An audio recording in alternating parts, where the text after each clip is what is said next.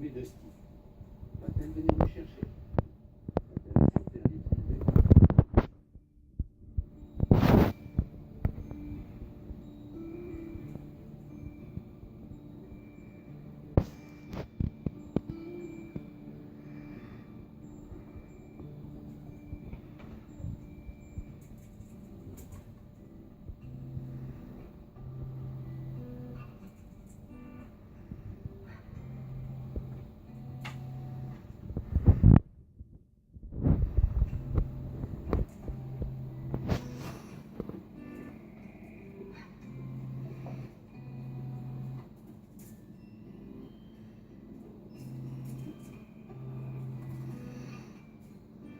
Je rentre dans son monde avec respect. Pas de caresse pour ne pas violer son intimité.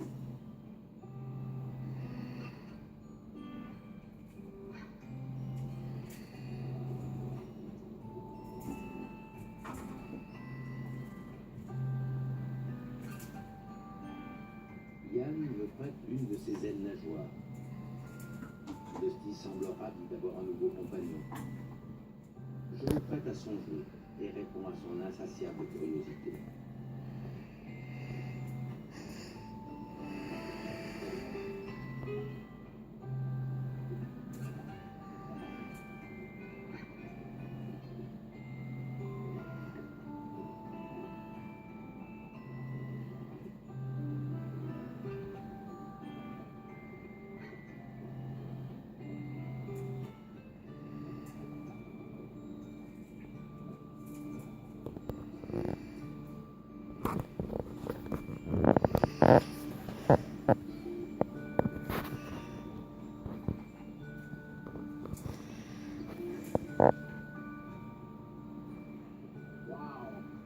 Merci. Merci beaucoup. C'était merveilleux. Elle est vraiment curieuse. C'est incroyable.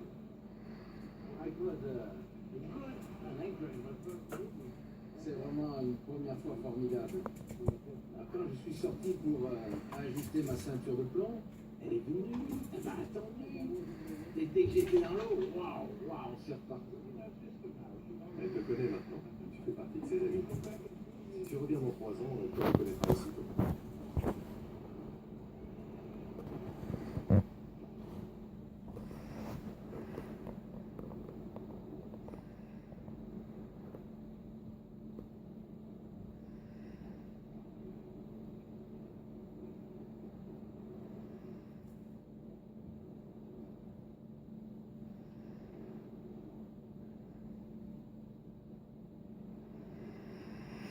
Dusty est libre, indépendante.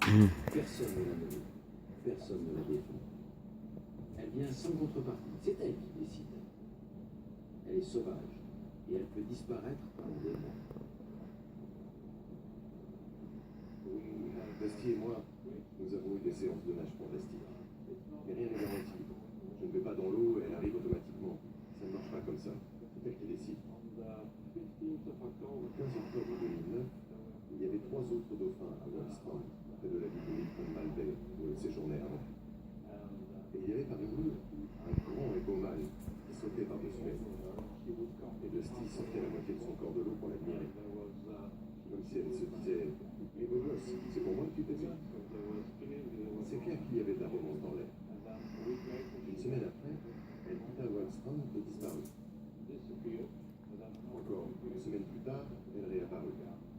Je pense qu'elle était enceinte, car tout d'abord, il y avait eu cette idylle, et surtout elle s'était installée dans un endroit qu'elle connaissait, et qui est très calme.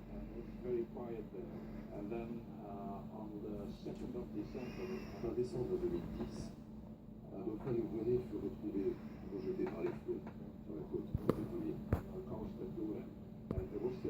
Il était encore en vie, et il est mort quelques heures après cette échouée. C'est triste, mais les dauphins solitaires ne savent pas comment gérer une naissance. Ils n'ont pas la possibilité d'apprendre ça en regardant les autres mammifères. Le pic des naissances de dauphins ici se situe en juillet et en août.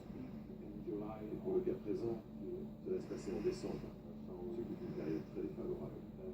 Il y avait une énorme tempête en ce moment. C'est probablement à cause de ça.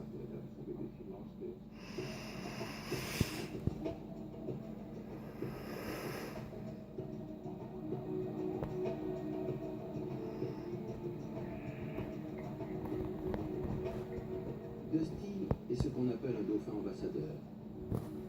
Ambassadeur suggère qu'il vient au nom des siens. Je ne crois pas. Je me plais à rêver que Dusty et les autres dauphins ambassadeurs sont plutôt des explorateurs.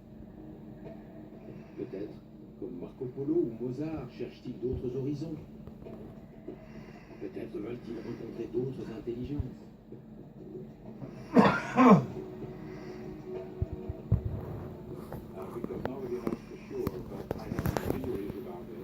Personne n'en sait rien, mais j'ai ma théorie à ce sujet.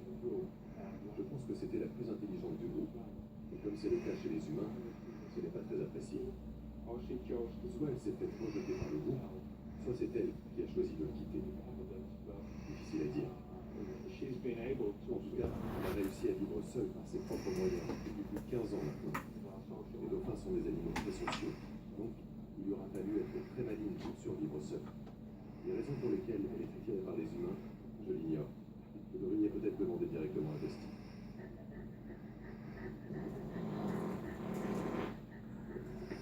Je décide de piquer la curiosité de Dusty.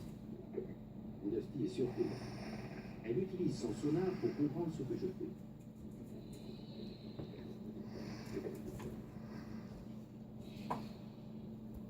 Son sonar émet une succession de sifflements dont elle va analyser l'écho renvoyé par ma main, la pierre et le feu. Dusty obtient ainsi un film en relief, bien plus précis qu'une échographie. Car elle voit non seulement la forme et le mouvement, mais aussi la structure interne et la texture de l'objet sans même le toucher. On peut dire que grâce à l'écholocation, les dauphins voient avec leurs oreilles.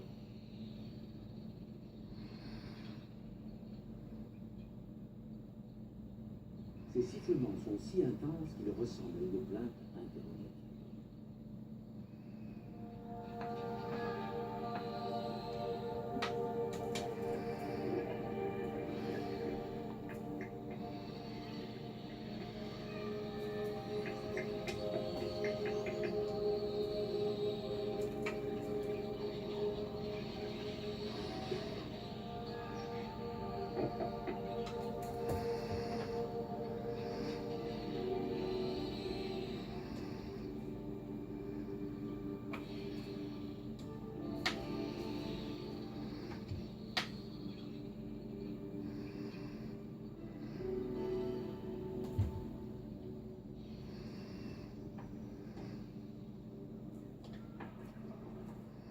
C'est incroyable d'être invité par un dauphin sauvage à venir jouer avec lui.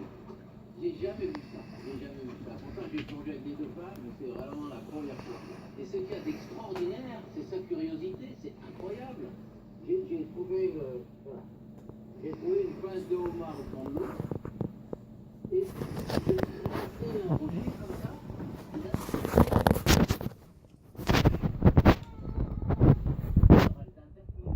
Elle t'interpelle. Elle regarde.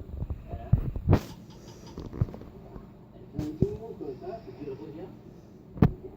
Je lui tendais la pince, non, elle n'en voulait pas. Et hop, elle repartait. Et puis en permanence.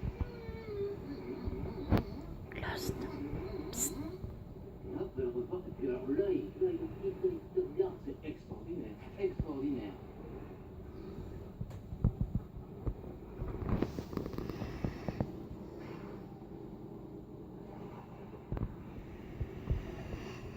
Les dauphins utilisent toute une palette de sifflements et de cliquetis pour communiquer entre eux.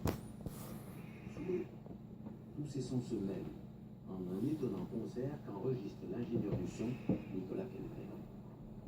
Là, il discute, là.